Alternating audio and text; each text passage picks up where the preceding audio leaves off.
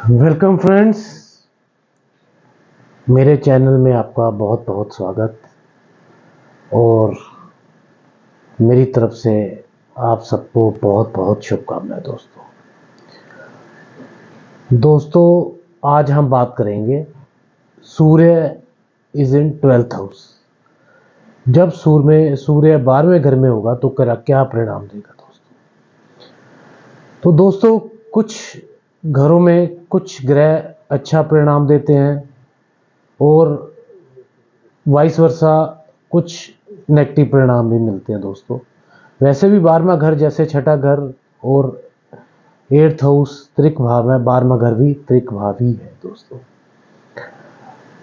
तो दोस्तों त्रिक भाव जिनको हम गड्ढा भी कह देते हैं, कई ज्योतिष काफ़ी कुछ इनके बारे में बोला गया हुआ है, काफ़ी डिटेल में इनके बारे में वीडियोस बनी हुई हैं। लेकिन यही वही भाव हैं जो छठा भाव जब कंपटीशन हो तो वो ही विन करवाता है। IAS IPS सब कुछ वही बनाता है, लीडर्स वगैरह सब कुछ वही इलेक्शन जिता के वही बनाता है सर। 8वां भाव आपको रिसर्च में जाके आपको साइंटिस्ट तक कोई भी ज्योतिष एस्ट्रोलॉजी उसके बगैर नहीं बन सकता दोस्तों।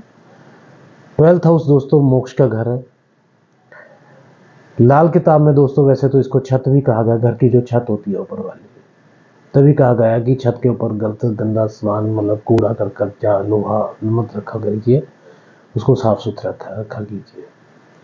क्योंकि 12वां घर खुला मैदान है तो इसको केतु का स्थान भी कहा गया है छत को। और अपनी बॉडी के हिसाब से देखें तो जो हमारा पैर है वो 12वां घर में आता है। तो दोस्तों जब सूर्य 12वें घर में आ जाता है दोस्तों, तो एक बात तो कंफर्म मैं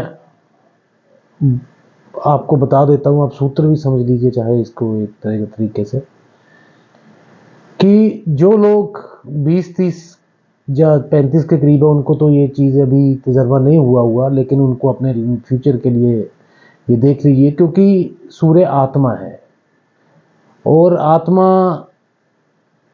जो 12वां स्थान है वो मोक्ष का स्थान है। आत्मा का मरण हो जाता है वहाँ पे, मतलब लाइफ में किसी न किसी जगह पे आदमी की इंसल्ट होती है वहाँ पे दोस्तों। सूर्य जब 12वें घर में हो, आदमी की एक बार लाइफ में बहुत इंसल्ट होती है, चाहे वो किसी भी मैटर में हो। वो तो ग्रहों की पोजीशन देख के पता चलेगा। जो 50-60 के साल के हो चुके हैं और सूर्य उनके 12वें घर में है, वो चेक कर सकते हैं कि किस रिगार्डिंग उनकी लाइफ, मतलब एक होता है कि थोड़ी बहुत ही बेइज्जती होना या इंसल्ट, आत्मा का मरना कह देते हैं उसको, वो इंसल्ट ही गिनी जाती है। तो वो इंसल्ट अच्छे लेवल पे कई बार हो जाती है दोस्तों। तो 12वें स्थान में सिर्फ गुरु, केतु, वीनस ही ऐसे प्लैनेट हैं जो अपना अच्छा रिजल्ट देते हैं। बाकी ग्रह ज़्यादा अच्छा रिजल्ट 12वें घर में नहीं देते दोस्तों, जब भी हम कंपेयर करेंगे अच्छे और बुरे रिजल्ट के मामले में। तो जितने राहु के राहु तो बुरा रिजल्ट ही देता है, केतु क्योंकि मोक्ष का स्थान है 12वां, और राहु तो मटेरियलिस्टिक प्लेनेट है। चलो वैसे ये मैं कह रहा हूँ कि 12वां वैसे वीनस वहाँ पे उच्च का हो जाता है, 12वां मीन राशि आ जाती है, गुरु की अपनी राशि आ जाती है। गुरु, शुक्र और केतु ही वहाँ पे कंफर्टेबल फील करते हैं, बाकी ग्रह पे वहाँ पे अच्छे रिजल्ट नहीं देते दोस्तों। मेरा कहने का तात्पर्य यही है। तो दोस्तों चलते हैं चार्ट के ऊपर कि 12वें घर में सूर्य हमें क्या क्या रिजल्ट देगा दोस्तों। क्योंकि 12वां स्थान जो है वो त्रिक भावों में से एक ऐसा भाव है जिसके अपने कुछ बेनिफिट्स भी हैं और इफेक्ट्स भी हैं दोस्तों। तो चार्ट के ऊपर हम चलते हैं। सूर्य दोस्तों जैसे हमने पहले भी डिस्कस किया था कि सूर्य आपकी जो मेन सम्मान आत्मा, सूर्य ग्रहों का राजा भी है, प्रसिद्धि भी है, आपका ज्ञान, रिस्पेक्ट, ईगो, और सूर्य पराक्रम भी आपका है। क्योंकि जो भी ग्रह इसके साथ जुड़ता है वो आत्मा के साथ जुड़ जाता है। तो सूर्य एक बहुत ही ग्रहों का राजा भी इसमें इसको कहा गया है दोस्तों। तो दोस्तों चलते हैं सूर्य द्वादश भाव में कब अच्छा फल देगा दोस्तों।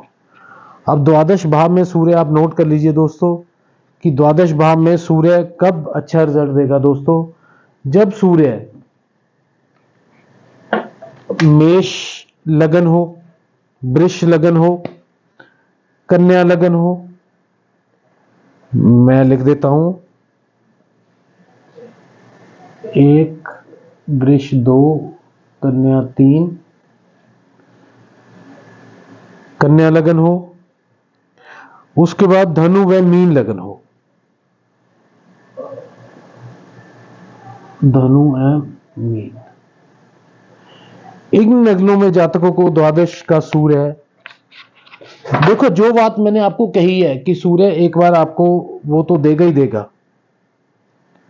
दिक्कत, जो आपका आत्मा का कारक मरण स्थान में चला गया है कि 12वें घर में चला गया है, वो एक बात आपकी इज्जत को दाग लगेगा। लेकिन इन लग्नों के जातकों में सूर्य चाहे 12वें घर में चला जाए तो सूर्य अपनी दशा अंतरदशा में ज्यादातर मिश्रित फल ही देगा, कह सकते हो शुभ फल ही देगा। और यदि सूर्य गुरु और सूर्य के मित्र प्लैनेट साथ में युक्त और दृष्ट हो जाए तो, क्योंकि 12वां घर विदेश यात्रा का है दोस्तों, 12वें घर से ही विदेश यात्रा को देखा जाता है, 12वें घर से ही जेल यात्रा को भी देखा जाता है, 12वां घर से ही खर्चे को देखा जाता है दोस्तों।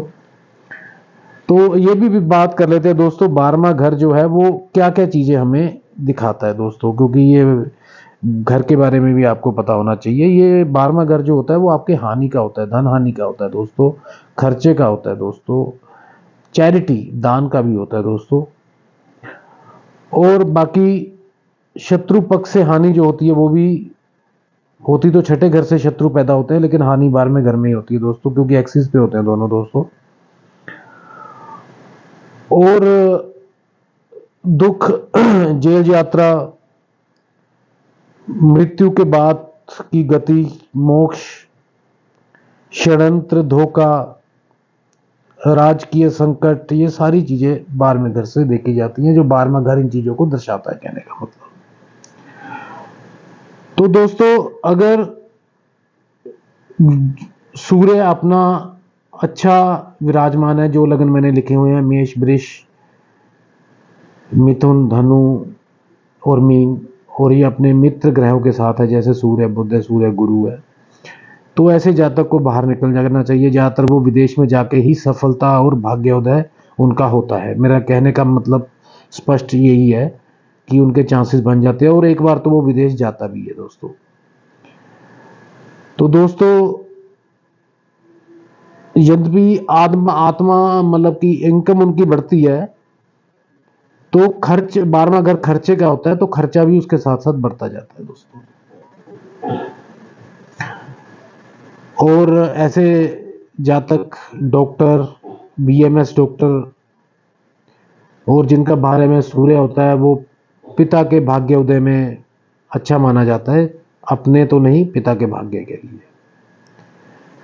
और भाई बंधुओं के लिए भी अच्छा है, क्योंकि 11वां घर आपके बड़े भाइयों का है, उससे ये दूसरा घर हो गया दोस्तों, तो उनके लिए ये अच्छा माना जाएगा। अब दोस्तों जब अशुभ सूर्य होगा वो आपको इसके विपरीत नेगेटिव रिजल्ट देगा दोस्तों। अशुभ सूर्य कब होता है दोस्तों? जब ये मिथुन, कर्क, वृश्चिक और मकर, मिथुन यहाँ पे मिश्रित ही आएगा फल, कर्क, वृश्चिक,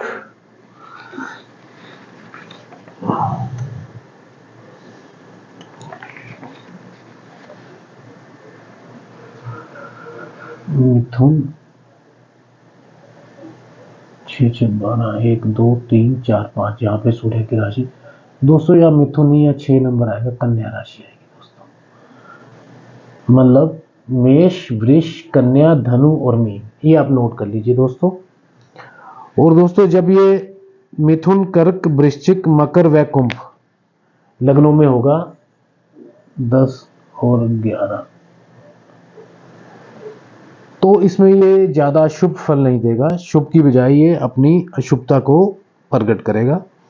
ऐसे जातक का खर्च बहुत होगा, स्पेशली दोस्तों अगर सूर्य अपनी राशि में आ जाए।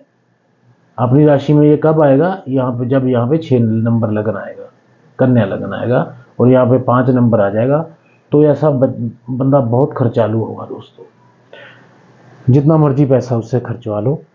हाँ अगर नीच हो जाए, वैसे कहते हैं कि ये मैंने पहले भी आपको फार्मूला बताया था कि 6, 8, 12 में ग्रह अगर नीच हो जाए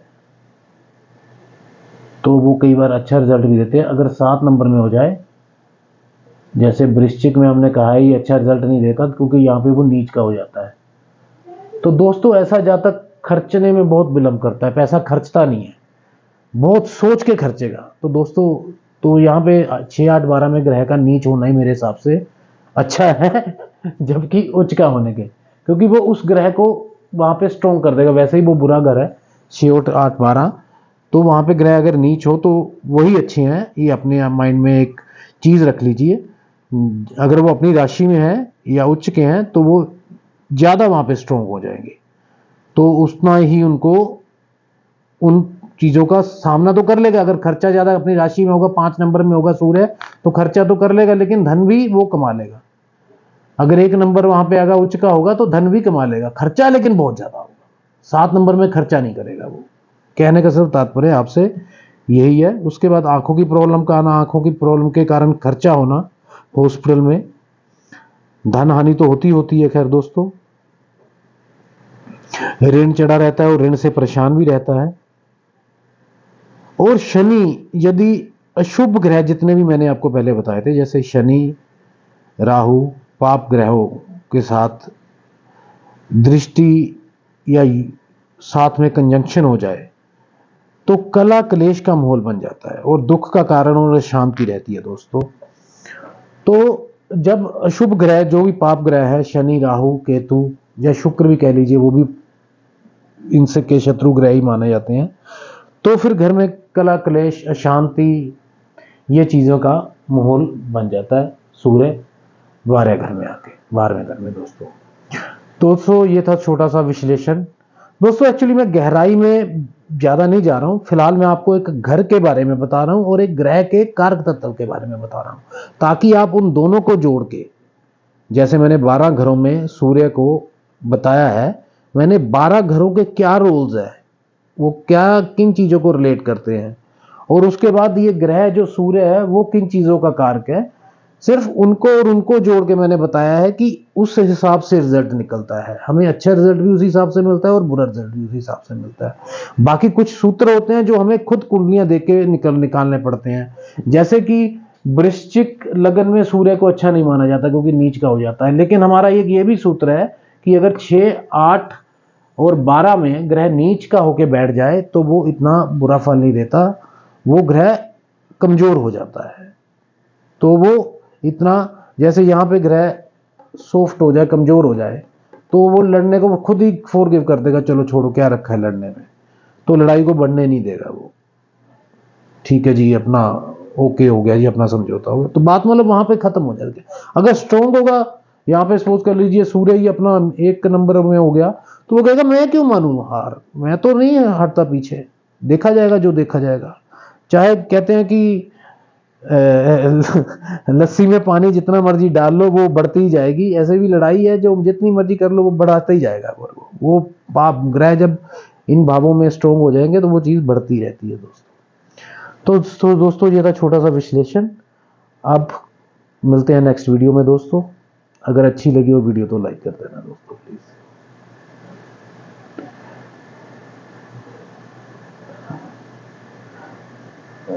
बाकी दोस्तों